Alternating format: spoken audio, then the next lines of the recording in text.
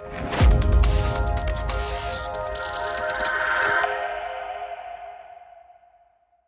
right, thank you for doing this interview, sir. My pleasure, good to see you. Let's start with your name and what you do. Avichal, I'm co-founder and managing partner at Electric Capital. We're one of the larger crypto-only VC firms. We do early stage primarily, seed and Series A investing, early investors to a number of protocols that have gone on to do really well. So things like Magic Eden, Eigenlayer, Kraken, Bitwise, Binomial. There's a bunch of, if you run through the portfolio, there's a bunch of things that are pretty well known and lots of people use. So that's our sweet spot. Yeah, those are some big names nowadays. Yeah, they're absolutely. big names. Right. So to start with, can you just tell me kind of what led you to co-founding Electric Capital? What brought you to crypto? Yeah, sure. So we actually started, we've been around as a firm since 2018.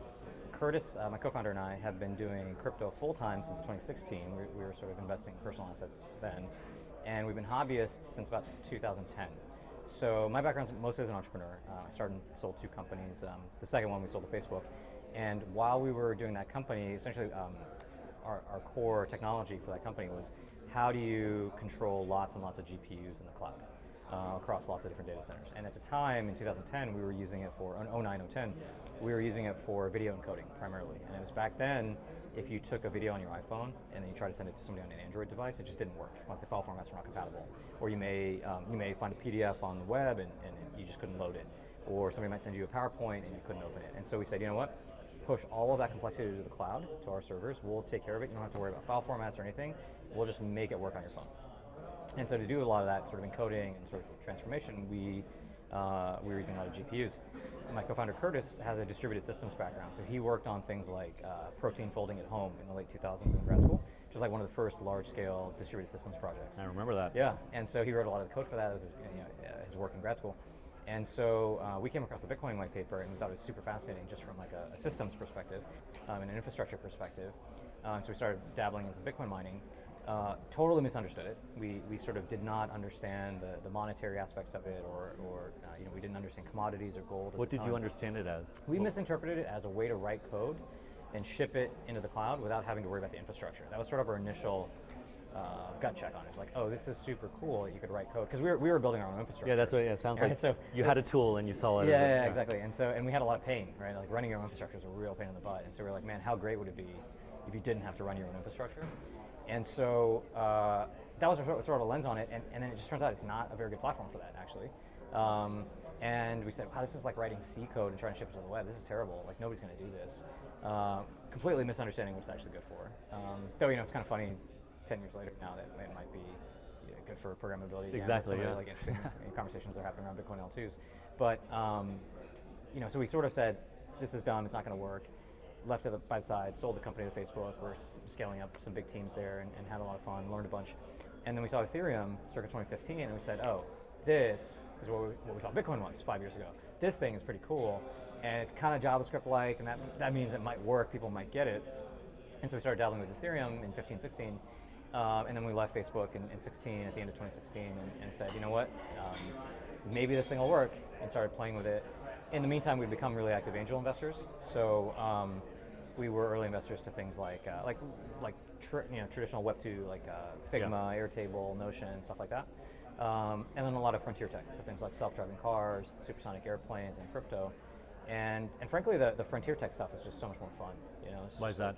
It's just like, after a while, you can look at a deck for a marketplace or a productivity tool, and you can kind of like get rid of the logo, and get rid of like a bunch of the details, and you can look at the metrics and you're like, I can tell you whether the business is working or not, and I don't even have to know a lot of the details about it. Wow. And which is very different than if you go back to the internet like 2007, and you would see an idea like an Airbnb, and you're like, this is either the stupidest thing I've ever heard about, or this is the smartest thing I've ever heard about. I have no idea which it's going to be. Just before mobile too, right? Yeah, 2007. exactly, right? Or early social apps, or Uber, and you're like, wow, is that a really stupid idea, or is that a brilliant idea? And that like early part of a market where you're like, this is either brilliant or really, really dumb. We kind of lost that as the internet matured, as Web2 matured. You kind of go up the S-curve and stuff that's very rational. And so some of these more frontier tech things, whether you're talking about Aero, Astro, material science, self-driving cars, crypto, you kind of look at it and you're like, okay, this is either like hugely transformative and effing crazy that somebody's going to try to do this, or this is really stupid and it's never going to work. But you don't know. Yeah. Right? And Yeah, like yeah. that sort of magic of an early market where it's just so interesting and you're kind of dumb and you're like, I don't know if this, am I the dumb one or they did, I don't know. That's really fun. And so we said, that's just more fun. And so we're spending all of our time in crypto. And we thought we'd start a company, because that's sort of the muscle that we have, is starting companies, we know how to do that. And all these VC firms in Silicon Valley that knew us from our angel investing and from our companies started reaching out and saying, hey, could you do a teach-in? Could you teach about crypto? This was kind of 2017 ICO, wow, ICO yeah, hype yeah. cycle. And they're like, hey, I remember you guys were into Bitcoin years ago. Like, what's ETH? What's an ICO? Should we buy some Bitcoin? And as we were doing those teaching sessions, a lot of these VC firms realized they're not equipped to do that. They're not set up for it. I mean, at the time, there was no Anchorage. We were seeing investors in Anchorage. Coinbase Prime or Coinbase Custody didn't really exist. So, as a VC firm, you literally might have to put some tokens on some sort of like USB key, effectively like a private key. Crazy. And then like, how do you manage that? Yeah. Like, does your associate just go home with $20 million? Yeah. Like it's Get kidnapped. yeah, exactly, right? And so, and you got to register with the SEC, and your finance team has to figure out how to mark the books, and did your LPs and your funds really sign up for this? Like, there's a lot of complexity there. And frankly, in 2017, sort of, innovator's dilemma style, it kind of made sense to focus on your fintech and your marketplaces and your productivity software. And like 2017 to 2021, pretty great era of investing as a venture capitalist if you sort of focused and did it right. So it kind of makes sense that they wouldn't want to do this, except for Andreessen and Chris sort of spinning out of the main fund, and because they could see Coinbase working, or Matt and Fred coming out of Sequoia in 2018. So setting those people aside, pretty much all the other Silicon Valley VCs said, we don't want to do this. And some of them came to us and said, we don't want to do it, we're not set up to do it, but I think there might be something here, and I kind of want to stay on top of it. Could we give you guys money? Could we give you and Curtis money to do this? Because we know if we give you money, you're not going to run away to Costa Rica and live that John McAfee life. And so we trust you guys, and this is a way for us to stay close to it. And so we formalized our investment activity into Electric in 2018, and started as a relatively small fund, and these days, depending on what you think crypto is worth, we manage somewhere between $0 and $2 billion. If you ask Warren Buffett, he might say zero. Oh gosh, yeah. And exactly. And mostly we do, like I said, seed and Series A and early stage, and then a lot of stuff that we invest in today, probably most people won't hear about for 2, 3, 4 years. Yeah. So you started in 18? Correct. When the market crashed? As the market was crashing, yeah. Spring 2018. What a time! What a time! Yeah. Yeah. It's actually really great. Yeah, I was about to say it's galvanizing, right? Yeah. Well, what it does is it really tests your conviction in a good way, because you put your credibility on the line. And the question at that point, it would have been easy to start in 17 when everything was going up. Starting in 2018, we're like quarter over quarter. In 2019, everything just keeps going down. You really have to think through whether you actually care to do this and whether you actually believe in what's happening and why. And if you don't have that kind of fundamental conviction in what you're doing, then you'll probably bail. And so it actually turns out to be a great filter. And so actually, as an organization, I think we're actually most comfortable in the bear markets, because the noise goes away, the people that are around are high conviction builders. Better valuations. The tourists go away. And so, like we have a saying, it's like real progress and real wealth, real returns from an investment perspective as a VC are made in the bear market, not in the bull. The bull is where you sort of, you get to harvest the stuff that you did 2 to 6 years ago. Yeah. But it's actually the bull market makes us actually a little bit uncomfortable. Yeah. No, I've heard things like that from other investors. Yeah. Cool. So earlier you rattled off some very, very big names in crypto that have done quite well. Yeah. In general, how do you approach investing or becoming some kind of partner with a nascent project? Yeah. We kind of, there's a high level framework we think about, and then there's sort of the real magic of how you decide. The high level framework is we look at the team, we look at the technology, we look at the go to market, and we look at the tokenomics, if there's going to be a token involved. And that all kind of has to align. And a lot of that is judgment calls, so you just have conversations with the founders to think through that.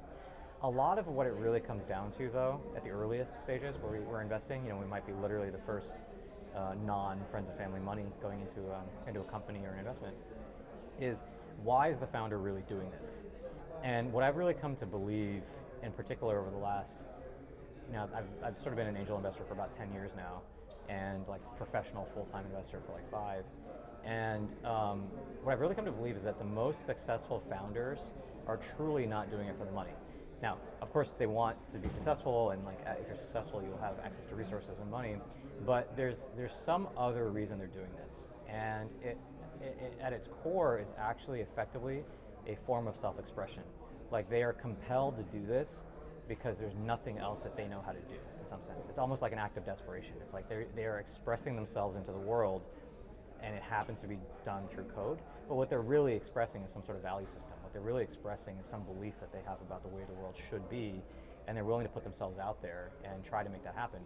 And this is not that dissimilar, in my opinion, from like a musician creating music or a painter getting up and painting. That's exactly what I was thinking. It was an artist. Yeah, they're artists. Yeah. And what I think is interesting, if you sort of take entrepreneurship or founders and startups and you sort of recast it as artists and art, is people can tell when an artist is being authentic. Like if you try to write like the Great American Novel or something, and it's performative and it's not authentic and it's not raw and it's not honest, people can tell. Like it just feels not good. And when somebody writes something and it's fucking honest and it's authentic, like the market responds. People can like feel that. There's just this like dearth of honesty and authenticity, and so people can feel that somehow through the art. And I think startups are the same. Like Vitalik is not doing it for performative reasons. He like has fundamental reasons. Yeah. You go look, talk to Sriram at iGameWare. There's like a really fundamental like value system that he has about how the most important technologies in the world are coordination technologies and trust technologies, and that's what this stuff lets you do. You go talk to Hunter at Bitwise, you go talk to the Magic Eden guys. Like once you start probing, you're like, oh, it's almost like in a metaphysical sense, it's almost like this person was born to do this thing, right? I don't know if you've ever read any, you know who Rick Rubin is? Is that name Yes, ring a bell? yeah, absolutely. Like big burly white guy with a beard, he's a music producer. Good podcast. Yeah, great podcast. Yeah. And so it's really interesting if you like look at how Rick Rubin, and he's worked with like Jay-Z and Kendrick Lamar and Johnny Cash and the Beastie Boys, like the range of stuff and artists that he's worked with is phenomenal. But if you go look at how he talks about his music, he went viral a couple of years ago. See the CNN interview. Yeah, I've seen that. Yeah. And he said this like really funny thing. He said, I have no technical ability. I don't know anything about music. Can you play an instrument? No. He's like, no, I have no musical ability. But he said, I know what I like. Exactly. And actually, if you sort of play that out and you listen to how he talks about it, the way he talks about it is what he's actually good at is getting the artist to say the thing that they need to say in the way that's most authentic to that person.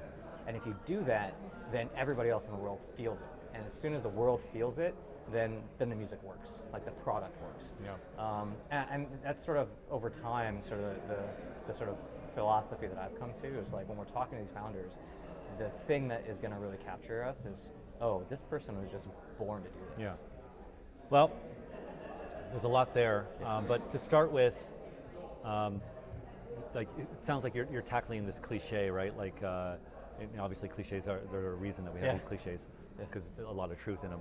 That they're not in it for the money. Yeah. And I absolutely agree. But I'm going to push back a little bit, because I think probably what makes you successful is that you can tell when an artist is being, or when a person is being inauthentic or authentic earlier than other people. Correct. And I think, for example, I'm probably not very good at it. I'm so optimistic, and I don't have I don't have no technical background really. Yeah. So I hear a lot of people, and then I get swept away, and I'm like, oh, that's so amazing. Yeah. Whereas I imagine you've worked in the field, you've run successful companies and sold them, and talked to lots of founders. Yeah. And so eventually, I can see that they're maybe like inauthentic, and the product is lacking in true vision. But I imagine that you're better at it than most. Yeah. So in a funny way, so my journey to being an investor actually is really interesting because I spent most of my career as a founder, and we're founders of Electric too. So it's not like we stopped being founders. We started a firm instead of joining some other VC firm. But a big part of it actually was the realization that, I went back and looked at the first 30 or so investments that I made, like just as an angel investor, and 15 of them ended up being worth more than $1 billion. And several of them are worth more than $10 billion. Sorry, could I just for clarify? This This is after you've had your own company, or during the same time? After I had my own company, Okay. sold it. So you had got that a little bit of money. experience. You had that experience, and then you invested and you look. Okay. Sorry. Correct, yeah. So I sold the company and got a little bit of money, like because Facebook IPO'd, and so we got a little bit of money, and so we started just investing it. And that is if you go look at track records, that's like Business Insider does these rankings, or other venture firms do these rankings in proprietary ways, or PitchBook, or whatever data you want to look at. And so for those years, I was like very consistently a top 3 angel investor in the world.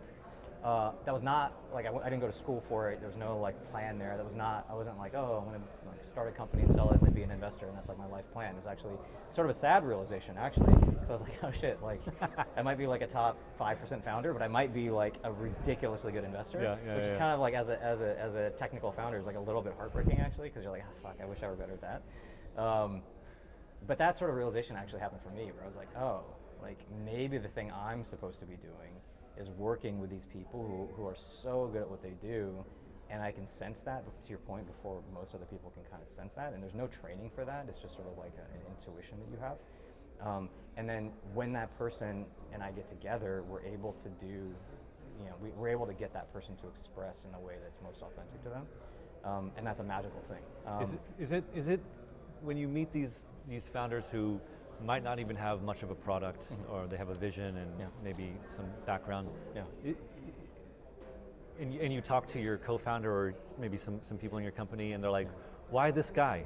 Is it like ineffable? Can you point to certain things and be like, well, so with a lot of early stage investing, there still have to be rational reasons to do it. So you still want them to be technical. You want to have a track record of actually having built and delivered things and had success.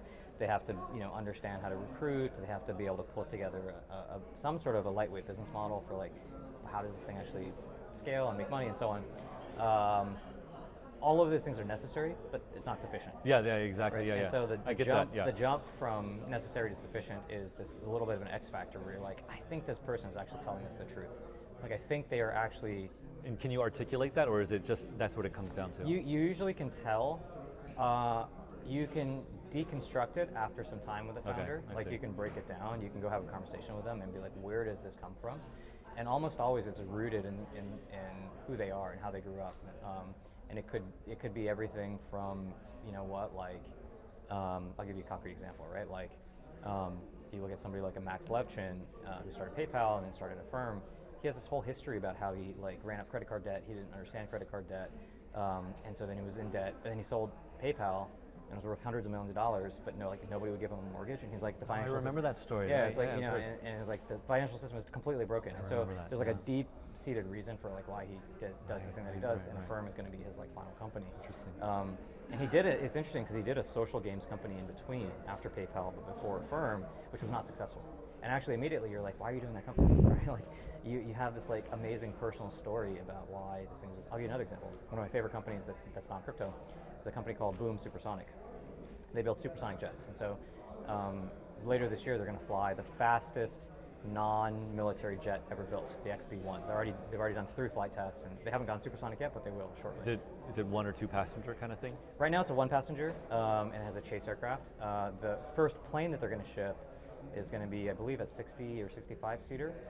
They already have something like $30 billion in pre-orders from like United and Japan Airlines. Yeah, of course, I can imagine. Yeah, and so for these like really long-haul international flights, like SF Tokyo, SF Singapore, it cuts the time in half because it goes Mach 2. Concorde, come on. Yeah, exactly. We had this technology 60 years ago, right? Concorde was designed in like the 60s, right? It's literally 60-year-old technology.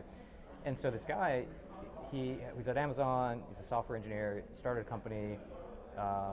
Startup was not successful. Kind of sold it off. Started another one. Married the wrong woman. Was like depressed. Just like in a bad place.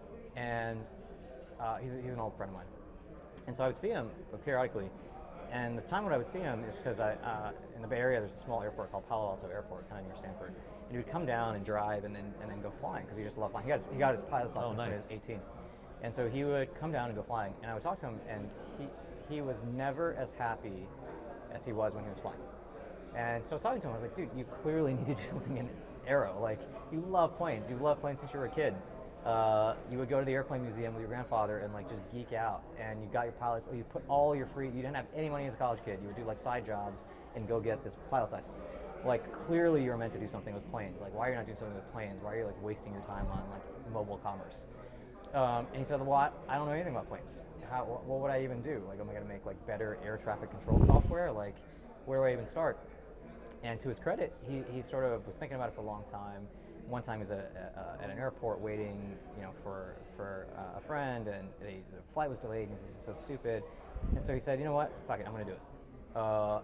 He said, "I don't even know where to start." So what I'm going to do is I'm going to relearn physics and calculus, which I haven't done since high school or college, and I'm going to try to understand how a plane even flies. Like, how does it even work from first principles? So he did all of that. It took about a year, and he built a spreadsheet model. And in the spreadsheet model, sort of worked out how a plane works and how the business of an airline works. Put all the numbers in there based on like where modern material sciences and engine efficiency and all that stuff. And the model suggested that we should be flying supersonic, that it's actually economical to fly supersonic. And he said, this doesn't make any sense. Like, if this were true, we should be flying supersonic, and we're clearly not, so I'm probably missing something. So we drove down to Stanford. He went to an aeronautics professor's office hours and said, hey, I'm not a student here, but there's nobody waiting. Can I just bug you for 20 minutes? Can you look at my spreadsheet? I think I have a bug. Like, I think something is off with the spreadsheet. And that 10 or 20 minute conversation turned into like an hour, and the professor basically said, yeah, there's no bugs here. This all actually makes sense. In fact, I think you might be conservative. I think you might be able to do better than this. And so Blake, the founder, Blake walked out of that meeting and was like, I think I have to start a supersonic airplane company. Like, I think I was born to do this. Like, I can't believe nobody's figured this out. Like, I can't believe nobody in the world has just put it in a spreadsheet and said, wait a second, we should be flying supersonic. And that was almost 10 years ago, and now he's raised, like $500 million. They have a working, XB-1 that's going to be the fastest non-military jet ever built. It's got $30 billion in pre-orders. Like, basically, if they fly this jet and they get their next round, like, by like 2030, we're going to be flying supersonic. So this dude changed the trajectory of humanity, right? And he was like, it had to be this guy. And today you look at it and you're like, Boeing is falling apart. It's a disaster. And ossified to... Yeah, and the culture just got destroyed. Like a bunch of non-engineers took it over and kind of gutted it. Yeah. And it's actually, from an economic perspective, it's a real issue for the United States. People don't realize this, but Boeing is the #1 U.S. exporter. I didn't know that. In terms of dollars. Good Lord. Yeah, because these are giant, $250 million jets that you're selling. Just as a tangent to that, just real quick. Yeah. When I buy flights to go back to the U.S., and after several of these problems with Boeing this year, right, last year and the year before, the ticket prices for Boeing flights went up. The tickets for Airbus flights went way up, double in some cases. Yeah, and I was just like, my this is the market telling you something, right? Good Lord. Yeah, the market's telling you something. So this is a real issue from like a national security perspective. And here's this guy who now by the time the thing flies, he'll be about 14 years in or so, 13, 14 years in, who basically, like, literally, I think if you look in the entire country, there's nobody else that could do this. And so you're like, this guy was just put on earth to like build this company. And it's not even about the money for him. It's just like, he will like give away all his equity. He will like he just needs this thing to work. He just like, from his soul, like deep in his soul, he needs this thing to work. And like nothing would make him happier in the world. And so as a result, we might get a $100 billion company that like, flies a supersonic. Very cool. But I think that's like the little bit of magic you're looking for as an early stage person. And frankly, as a founder, like if you flip this around, it's like so many people waste their time on things that they should not be doing. It's just like, why are you grinding on a thing? Like, take 6 months, think about the thing that you were actually born to do, that you were put on earth to do, and if you find that thing, the world will just like fold around you, right? Like everything will just start to align. Like the money will show up, the customers will show up, like everybody will show up because there's this dearth of authenticity. And when you show up in such an authentic way, people are just like, holy shit, like I need to work with this person. It's just like, you can feel it, It's just like somehow it just comes out. Very cool. All right, well, we're out of time. I would love to ask you so many more questions. We had a list and we didn't get to any of them, but I just want to bounce off a couple comments when I was listening to you. Sure. First of all, thank you for that story. That's an awesome story. What I was thinking while you were talking, though, was like the story you told is really, to me, it kind of encapsulates why Silicon Valley is and was so special, right? It's this ability for a guy who didn't have a background in aeroscience, didn't go to university for that, was able to, kind of from first principles and just go with it. Yeah. Whereas I think a lot of people in aerospace wouldn't even go along that because they were like, oh well, we know that this is not possible, and so you get this like amazing ability to kind of sidestep. And I think it's a great thing that that mentality that Silicon Valley. Yeah, and the culture that supports it. Exactly. Yeah. And but I mean, it's so many analogs, right? Like you look at crypto, it's like Satoshi. Yeah, that's what I was gonna. Satoshi was probably not a banker. Yeah. Oh, yeah. Right? Gosh. Right. Yeah. Vitalik was not. Yeah. You know, it's well, like, I mean, what is it? There was some recent interviews about Satoshi, right? And people who worked with him closely at that time, they said, you can look at his code, and he was not a good coder. Yeah. In fact, he said it. He said, like, look, I'm not a great coder. I need help with the coding. Yeah. So yeah, he still had that vision, and what a vision! Like. You could say hubris or whatever, but it's not that, right? Like it's, and same for this. Well, it's supersonic guys. Like it's not hubris. No, it's actually it's really funny actually. I call it.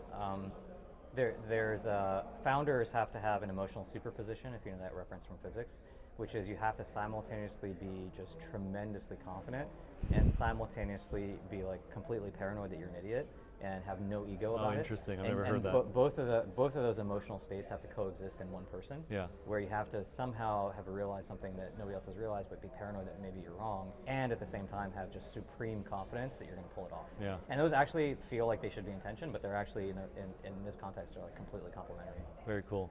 And then my last comment, and then I'll let you go. Sorry. Sure. Is just that I look at like Silicon Valley and that mentality and folks like you, and it makes me like so angry that American regulation is basically holding back, like because that could work for crypto, right? Like there's so much that could be done. Anyway, so man, I hope that gets sorted out. I think it'll get sorted out. There's an old Churchill quote. This is not verbatim, but this is the sentiment of it. And Winston Churchill said something to the effect of, around World War II, he said something to the effect of, you can always count on the Americans to do the right thing after they do all the other things. Exactly, yeah, exactly. So the U.S. is just in the process of working through everything else, and then when there's no option left, the United States will pass great stablecoin legislation and like get the SEC in check and do market structure reform. Good in a framework, like it'll all happen. I'm actually quite optimistic that it'll happen in the next 12 to 24 months. God, I hope so. Because I go to these conferences in Asia, and it's remarkable. And it's amazing to see how it blooms, it blossoms so quickly. It's unbelievable. Yeah. So I'm still optimistic that the U.S. will figure it out.